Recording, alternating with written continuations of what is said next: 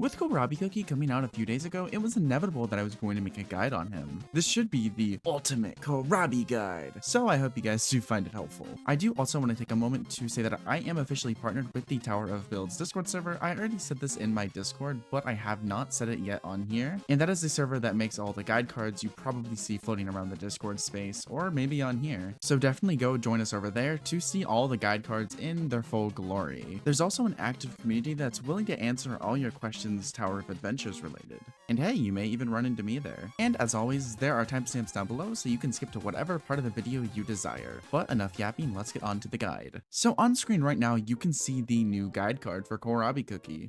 During my Kohlrabi livestream, I did show a Kohlrabi guide card, but that was simply a placeholder for the new format that we are working on. And by we, I mean ants. So here's a new look at the format, and here's a look at Kohlrabi's official guide card. If you followed either the old guide cards, don't worry, this is the same information, just in a better format. If you haven't gotten it already, pause right now to get a screenshot.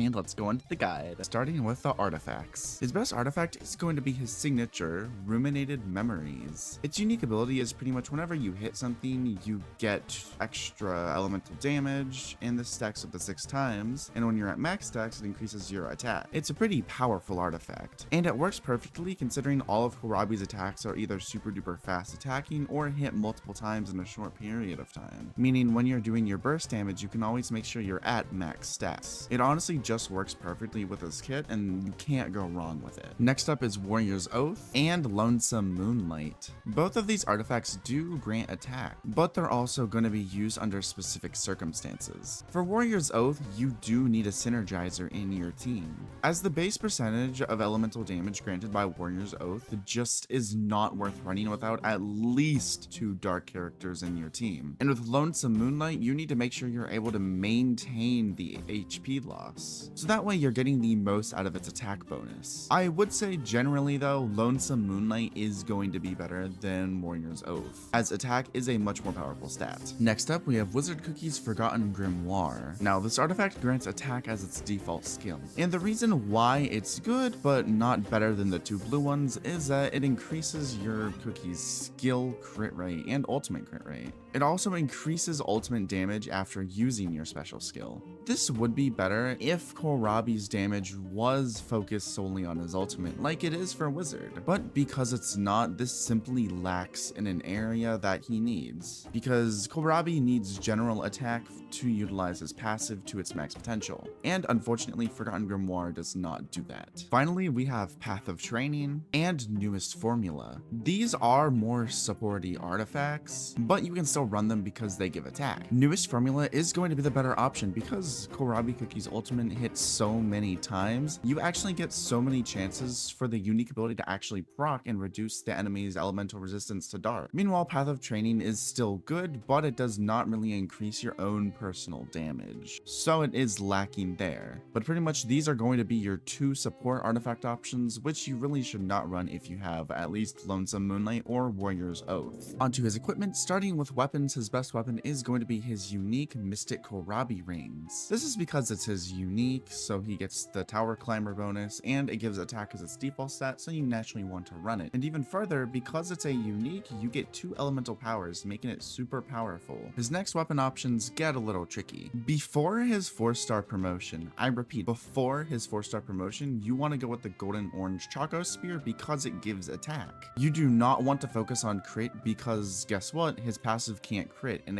his passive is a lot of his damage, so you need to build around that. If you don't have the golden orange Choco Spear, the fragrant laurel bow also works because it gives elemental damage. But if you are 4-star and above, you should build one of these 2 if you have above a 4-star promotion, because his passive can now crit. So keep that in mind when you are building your Kohlrabi. And also do keep in mind that if you are above a 4-star Kohlrabi, that crit is better to go for than attack. For super epic sets, his best super epic set is going to be the Count of Darkness Apparel, and that's because it's the standard dark attack set. All of its pieces either give dark attack or dark damage, and its set bonus gives both of those. It just increases Kohlrabi's overall damage, so this should be what you are aiming for in the long long run. But if you're like me and you don't have a full set, you can also go the Sugar Feather Garments, as its pieces give attack, defense penetration, and elemental attack respectively. But we also have to look at the passive, which makes it so that way basic attacks have a 20% chance to deal 50% of your attack as additional damage. We also have to see that it gives us 20% elemental damage. So if you're like me and you don't have the Count of Darkness set, then build this, making it a pretty good just general DPS super epic equipment set. Now if neither of those work for you, then you can also go the Ghost Captain's Garb. This is because of the passive, which makes it so that way using a special skill reduces enemies' defense by 20%, which is an incredible thing. Even if he's not a support, he still benefits off of this, so it's good. We also have to mention the 30% attack that you get for having the set. So while it's not the best, if it's what you have, it's not the worst, and should be built over epic equipment. Speaking of epic equipment, so the same thing applies here from earlier with the weapons, meaning if you have the 4-star promotion and above, you want to focus on crit rate, but if you have yet to get the 4-star promotion, you do want to focus on attack. So for headwear,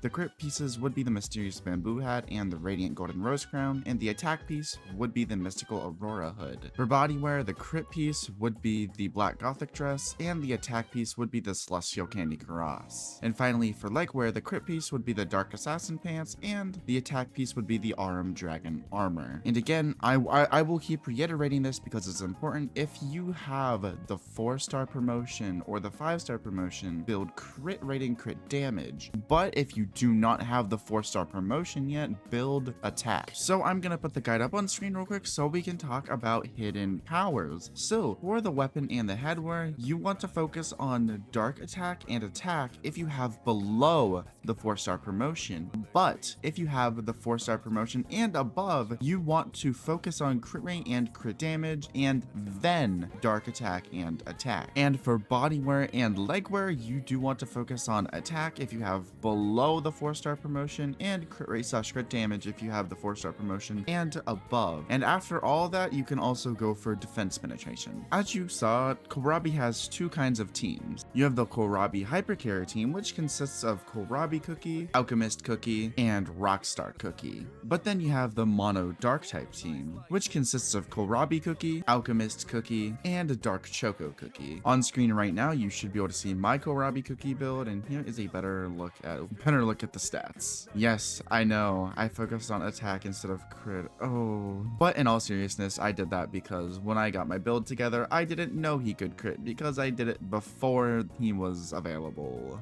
But let's move on to the review. So Kohlrabi Cookie is a dark magic fighter that is actually on par with power with Dark Choco Cookie, which is honestly really impressive considering Dark Choco has dominated the meta since the game has been out. So if you were considering building Kohlrabi and just watch the guide until the end, then guess what? You should build him because he is good. What sets Kohlrabi apart from Dark Choco is that instead of being like a burst DPS with high front-loaded damage, Kohlrabi Cookie has like wave clear and more consistent damage throughout its kit. So while they are on par, they still serve different purposes. Kohlrabi Cookie can also abuse the elemental tag mechanic because he attacks so many times with his abilities. But before we end, I do have a few tips for you. First of all, in pretty much all scenarios, the charge attack should not be used. This is because it actually takes longer to do the charge attack than it does to do your full basic attack combo, despite what some people believe. There's very few situations where you want to use the charge attack, like if there's an enemy that's burrowed underground and you're waiting for them to come back up. If you time it properly, you can time it so that way all 3 projectiles hit them as they come back up. But it does take a lot of skill to do, so if you aren't good at the game, I wouldn't attempt this. For your special skill, just know that you can actually like drag enemies through it if they are melee by just like baiting them over,